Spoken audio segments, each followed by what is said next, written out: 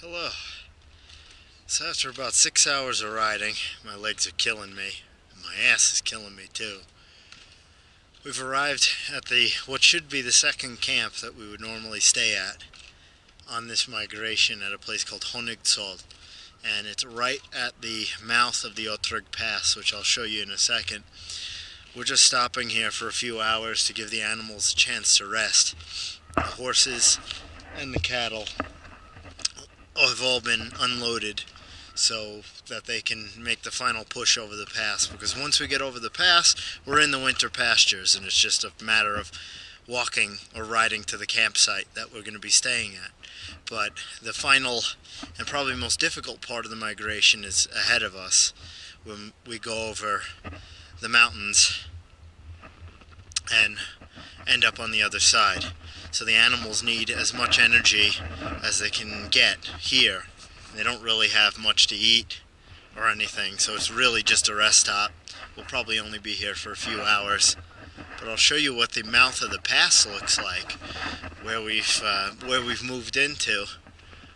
And the sun is starting to go down behind me,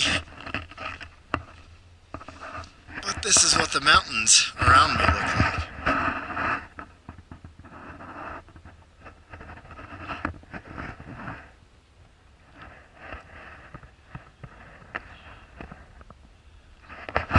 And just behind those trees in front of me over here is where the mouth of the Otrag Pass starts.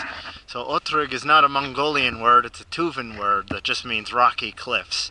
And right in front of me, what you're looking at, those are the rocky cliffs that they're talking about. So once we're on the other side of that, we're good for the winter. We just set up camp and that's where we'll be until mid-March. But the process of getting there is kind of a pain in the ass, as you can see. It goes over a long distance. There's a lot of decision making involved in terms of when you go, when you don't go. Now unfortunately it would be really cool to film going through the pass on horseback. I might not get the chance to do that because most families, there's another family over there, I'm not sure if you can see in the camera, but most families do this part of the migration at night. It's almost like when you're mountaineering, like when I used to climb Mount Hood when I lived in Oregon. We would start before sunrise so that you get through the easy part, you summit, and then you come down while it's still daylight. You don't start ascending a mountain at 2 o'clock in the afternoon and hope to make it to the bottom before nightfall. So we start out during the night and hopefully get back during the morning to where we're going. So let me see if I can give you a little bit better view of what the pass looks like. These trees are kind of inconvenient right here, but if I walk down enough, you should be able to see them. Right in front of us, there's one of our oxen that lost its load on the way up here. They kind of get skittish when you make them stop. They don't really like to stop. And at several times during the ride today, they tried to break off and graze when we got to some little open patches that were in front of us. But for the most part, they just kind of head in a straight line. And unfortunately, there's 2 of them missing right now. So the guys who are with us are going to have to ride back along the route that we came on today to see if they can locate these missing oxen. But this one just kind of spilled its load somehow coming up this little hill here, which sucks because now we have to reload it, but we unloaded all the animals anyway, or at least the ones that have really heavy loads.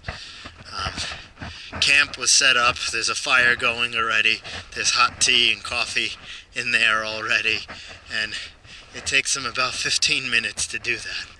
And I've never struggled so much in my life to try to be useful. Just trying to lift things and untie things. But by the time you think to do something, they've done it so many times that they've already thought to do it, and it's done. The whole gear is set up in 10 minutes. It's minimalist, but it's set up in 10 minutes. Take a look at that view of where we came from. Those clouds over there is some of the shitty weather that we came out of that doesn't really reach us here, and it really is. When you compare to where we were when we left on the first day and the temperatures that we were dealing with, it was probably, I don't know, minus 20 Celsius, which is, off the top of my head, probably -5 or so Fahrenheit, maybe -10 with wind chill. In here, it's like, I know it's probably not much above freezing, but it's got to be in the 30s. So it's a good 20 or so degrees warmer inside these mountains, because you can see all the shelter around us from the wind. It's at least 20 degrees warmer than when we started. So that's nice. And I've heard that there's hardly any snow at all in the winter pastures where we're going. So hopefully when we get there tomorrow morning, I can show you that and it'll be true. So I haven't been lying to you for the last week or so. But this is about as good of a view as we're going to get from here. This is the mouth of the Otrag Pass. This is where all of the 80 families we're going to be living around migrate through. Some of them use this other pass called the Otrag Pass, which is further to the south, closer to where we started. But for the most part, they all come through this way, and nobody ever comes out that way in the spring. So, and the landscape has really changed. There's no steppe anymore. There's no grassland or anything. There's this one little meadow, a spring with running water flowing down there. But there's really only evergreen forest here, and maybe some larch trees, and that's it. And we're really, really close to the Russian border right now. So you could walk to Russia from here. That's how close we are. And this mountain range in front of us extends into Siberia too. So we'll be probably about 10 miles from the Russian border all winter in the river valley that we're staying in. So anyway, let me go up there and warm up and drink some tea or something like that, and hopefully I'll get some footage coming over the pass, maybe even if it's at sunrise. That would probably still be pretty cool for you to see, but it doesn't look like that will happen. We'll probably only be here for a couple hours for a quick rest, and then we're headed that way, up the road again and through the canyon that leads through the pass. So see you on the other side probably.